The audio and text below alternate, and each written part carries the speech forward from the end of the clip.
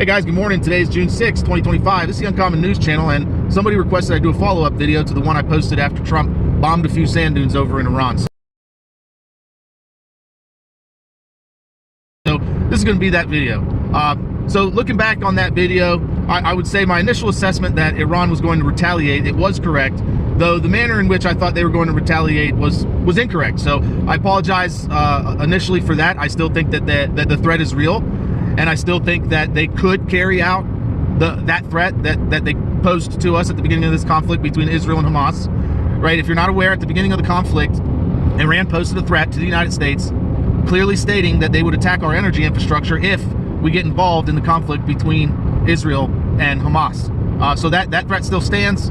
It's still real, and let me explain to you why it's still real.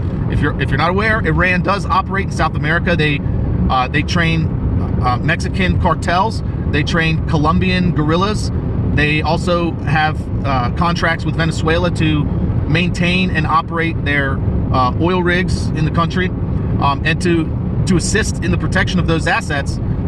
It's very likely, I'm not saying that it's positive, but it's very likely that Iran has given Shahed drones to Venezuela, and quite possibly the Ghadir submarines to either the cartel members, FARC guerrillas, or to Venezuela. And that threat alone, those threats alone are very, very serious threats. And let me explain to you briefly why.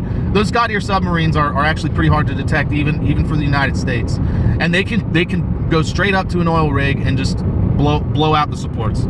Okay, so that's one serious threat. They can also surface close enough to the United States to the point to where they can launch Shahed drones, which would be able to literally hit Midland, Texas, and New York City. That is the range, the reach capability of Iranian equipment in the Gulf of America. Okay, if they surface in the Gulf of America, they can do what they warned us they would do. Right? They can hit the oil rigs in Texas. They can hit the oil rigs off the coast of Louisiana and Texas. They can hit the refineries on the coast of Louisiana and Texas. They can hit the rigs in Midland. They can hit the pipelines along the coast. So yes, well, these Shahed drones are not, very big and sophisticated weapons. They're able to do the job. Okay, and so it would wreak havoc on the United States if that ever did happen. So I do believe that my concern in that video was justified. The recommendations still stand. I still stand by the recommendations, right? What did I recommend? I recommended that you fill up on water, top up on gas, and make sure you have extra meds. That's good advice no matter what the geopolitical situation is. So I still stand by that advice. Do I think the threat has subsided? Absolutely not. Iran has been very patiently putting assets in place surrounding the United States and within the United States for well over 35 years. They've done, generals from IRGC have done interviews with the news saying that they have assets in place to take out our electric grid in a moment's notice. And all that takes is a team of 2 or 3 guys with a couple long guns, and they could bring the grid down, right? There's only a few critical substations that they need to hit. I think there's like 6 or 7 of them, and they said they have 9 in their crosshairs, and they said that like 20 years ago. So they could take down our grid whenever they want. That's a threat that most people are not even aware of. But I guess, maybe in that video I did overreact a bit, but I don't think that the overreaction was unjustified. It's a justified concern. Iran is a very serious adversary of ours, and to not take them seriously, in my opinion, is a very big miscalculation, because the people that they work with are right on our doorstep. They do have good relationships with the cartels. Why is that? Because the cartels learn how to tunnel under our border with Iranian training, right? Hezbollah training and Iranian proxy force training. So, we're at a point in this conflict now where it has shifted from a back and forth between Iran and Israel to now it's a back and forth between Iran's proxy and Israel, right?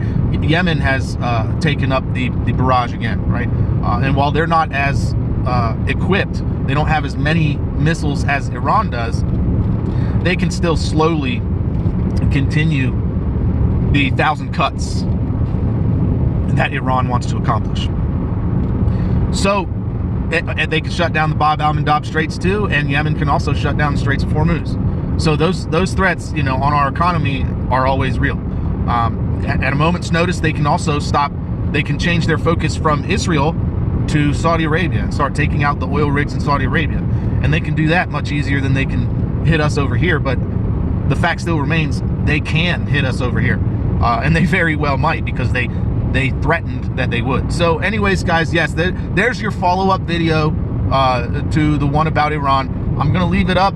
I don't think I overreacted, but I will admit right now, in hindsight, yes, it was all theatrical.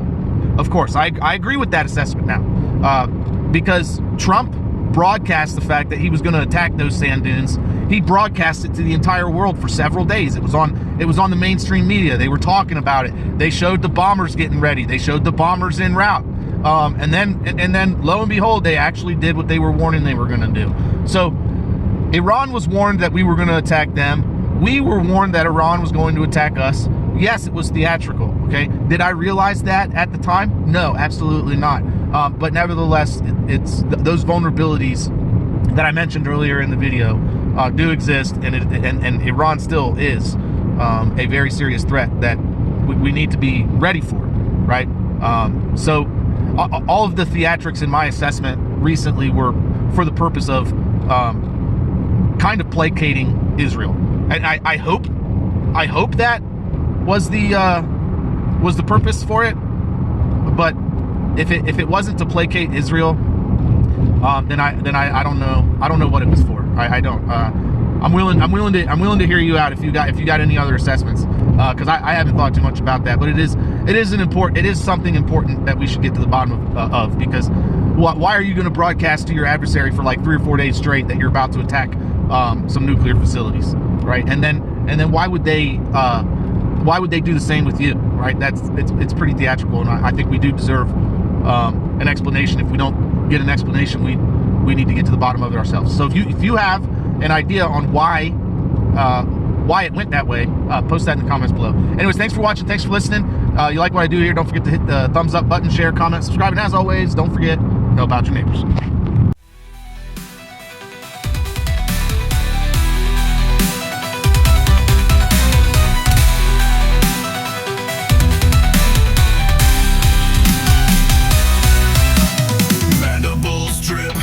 Venom flows, life erased